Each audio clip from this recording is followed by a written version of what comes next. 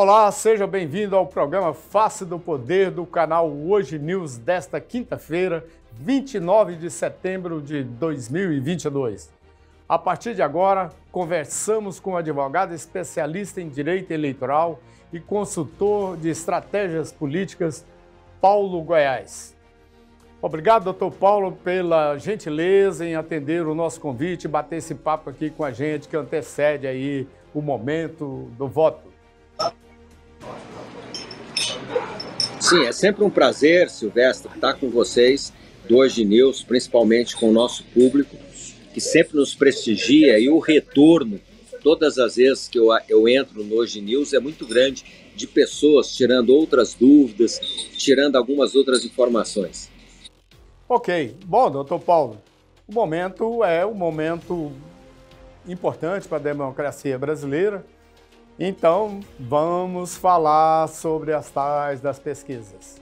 As pesquisas de intenção de voto para presidente da República vêm sendo divulgadas semanalmente por vários institutos. Mas entre um e outro, existe uma diferença nas intenções de votos prospectados. A pergunta é, dá para confiar nas pesquisas? Em primeiro lugar, as pesquisas, quando feitas dentro de critério técnico, elas refletem um momento em que elas são feitas e deve ser respeitado isso. O problema nesse processo eleitoral é que tem pesquisas para cada gosto e eu acho que aí começa um problema. E o Arthur Lira foi muito feliz em dizer que nós temos que investigar esses institutos, todos eles, não é só o que é contra o Lula ou o que é a favor do Lula, todos, para saber por que uma metodologia aplicada por um instituto dá resultado completamente diferente com metodologia aplicada por outro instituto. Nós sabemos, e aqui é um dado importante, existe 41 milhões de brasileiros que não são pesquisados, quais sejam as pessoas da classe D e da classe E.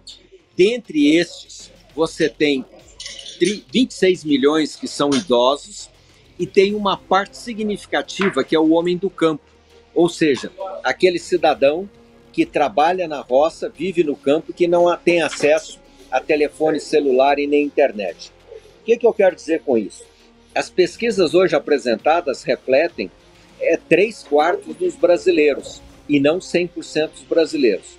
Segundo, esse sistema de metodologia realmente precisa ser objeto de investigação para que os institutos esclareçam por que essa divergência. Seria natural uma divergência de 1 ponto, 2 pontos, até 3 pontos para mais ou para menos, que está dentro da margem de erro. Agora, o que não pode é estar essa diferença. O Instituto A coloca o candidato Lula com 52%. O Instituto B coloca o candidato Lula com 17%. Não existe uma realidade dentro disso. Não tem como sustentar essa diferença entre 52% e 17%. E eu estou usando aqui o exemplo do Lula, poderia usar o do Bolsonaro. Ora tem 54%, ora tem 28% e assim por diante. O que eu quero dizer com isso, Silvestre? É que ou os institutos busquem uma forma de refletir a realidade do momento, ou efetivamente nós vamos ter que mandar prender todos os analistas de sistema e donos de institutos para que as pesquisas não possam mais influenciar no processo democrático brasileiro. Bom, o senhor falou aí, vou pegar num corte que o senhor deu sobre os institutos, essa diferença entre um e outro. Por exemplo, o IPEC, Datafolha, Quaest e FSB colhem resultados muito próximos um do outro. Alguns até sobrepostos, aí é uma diferença mínima, se considerar a margem de erro dos levantamentos. Um dos poucos a destoar é o Paraná Pesquisa e o Futura Inteligência. O único, aliás, que mostra Bolsonaro à frente de Lula. Quem está certo nesse caso? Quem é o Joãozinho da parada e quem é o restante que está marchando corretamente? Bom, nós só vamos saber isso dia 2, por volta de 19h30, 20 horas da noite, quando vai estar o resultado oficial das eleições. Se é que nós vamos ter resultado oficial da eleição.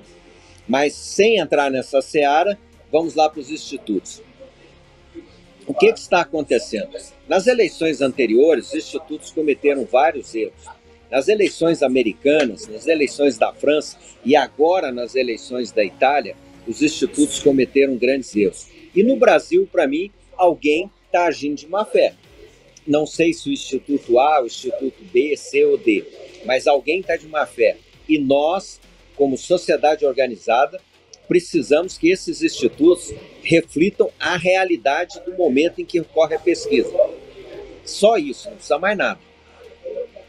Bom, a gente sabe que as atitudes do cidadão comum e até dos segmentos classe média mais esclarecidos são voláteis, por natureza, de acordo com o interesse de um e de outro. Mas, assim, no período eleitoral, isso se intensifica ao ponto de que pode haver até, digamos assim, uma surpresa no dia da eleição. Ocorreu isso na eleição passada, em 2018, todo mundo dava o Bolsonaro como um candidato fora, digamos assim, da corrida eleitoral. Só na última semana, faltando poucos os dias, que deram ele à frente.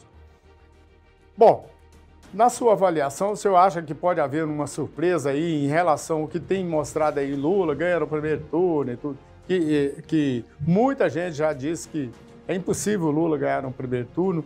Já a maioria, principalmente dos grandes analistas, dos jornalões, aí da imprensa de um modo geral, dão como favas contadas que o Lula vai ganhar no primeiro turno. O senhor acredita nesses prognósticos? Bom, você sabe que eu sou um homem crédulo. Eu acredito em Papai Noel, Coelhinho da Páscoa, Chapeuzinho Vermelho. Então, eu acredito em tudo. Então, eu sou um homem crédulo. Em sendo um homem crédulo, eu acredito o seguinte, no que eu vejo e no que eu sinto. Como é que pode o Lula ganhar no primeiro turno se nas redes sociais Bolsonaro põe... Lula tem 1/3 do que tem o Bolsonaro. Quando nós vamos para as ruas, nos momentos políticos, nos eventos políticos, Bolsonaro chega a dar 20 vezes mais pessoas do que Lula. Duas coisas podem estar acontecendo. Ou o eleitorado do Lula está com muita vergonha de mostrar o seu voto, e por isso o que eles fazem? Eles escondem o voto de ir para a rua, ou nós temos uma manipulação de pesquisas. Somente dia 2 vai nos responder, se é que vai nos responder. Bom, doutor Paulo, estamos aí no final do nosso bate-papo, dessa nossa conversa, e esclarecendo sobre pesquisa. Mas, como o senhor está em Brasília, atua a partir de Brasília, o cenário em Brasília, aí, pelo que a gente tem lido, mostra praticamente Ibanez Rocha, ou pelas pesquisas, Ibanez Rocha, candidato à reeleição ao governo do Distrito Federal, ele é do MDB, e Flávia Arruda, do PL, candidato ao Senado, praticamente com a liquidada a fatura. Mas atrás vem aí, parece que houve aí nessa corrida, nesses últimos dias, uma mudança. A ex-ministra dos Direitos Humanos e da Mulher, Damares, está crescendo. O senhor acha que pode haver uma surpresa aí no resultado no Distrito Federal? Eu não tenho dúvida nenhuma. No Distrito Federal, eu posso até estar errado a nível de Brasil, porque eu tenho viajado só pelo Distrito Federal, Ceará, São Paulo e Rio Grande do Sul. Desses estados aonde eu vou, eu vejo uma realidade. Agora, aqui em Brasília é onde eu vivo. Eu não acho que o Ibanez tem mais do que 35% dos votos do DF neste momento. Eu não acho que a Flávia Arruda está com a eleição ganha. Ela ainda pode estar na frente da Damares, mas a eleição entre as duas está pau a pau, voto a voto, momento a momento. Hoje, o ex-governador Arruda teve a candidatura cassada pelo pelo Tribunal Superior Eleitoral. Provavelmente ele vai recorrer ao Supremo em reclamação, tentando manter a candidatura. Mas ele, antes disso, já divulgou um vídeo nas redes sociais dizendo que ele está fora e que pede apoio para a Flávia, que votar na Flávia é votar nele. O que eu vejo na cidade? As duas estão empatadas e não dá para dizer hoje, quinta-feira, quem será a senadora do DF. Agora, uma coisa eu tenho certeza, vamos ter segundo turno em Brasília. Não se sabe se com Ibanez e Paulo Otávio, Ibanez ou o candidato da frente do PT, ou Ibanez com a Leila, mas que vai ter segundo turno, vai. Bom, o papo está muito bom, doutor Paulo, mas a vida nos cobra. Obrigado aí pela gentileza e mais uma vez atendeu o convite do Hoje News do programa Face do Poder. Até uma próxima oportunidade e vamos estar sempre aqui aguardando, torcendo que o Brasil tenha a melhor decisão e em paz. Eu te agradeço. Acho que o Brasil está numa encruzilhada. Ou nós vamos para um socialismo mais comunista, ou nós vamos para uma direita mais conservadora. Vai depender do eleitor brasileiro decidir o que ele quer para o futuro do país. E essa decisão cabe a qualquer um. Eu te agradeço, Wilson. Agradeço Hoje News. Abraço a todos vocês e fiquem com Deus. Bom, obrigado pela sua companhia, sua audiência e sua paciência. Até uma próxima oportunidade. Não se esqueça de deixar o seu gostei ou não gostei. Siga também nos siga também no Facebook, Instagram e, muito importante, no grupo Hoje, hojenews.com, você encontra todas as nossas plataformas de conteúdo editorial.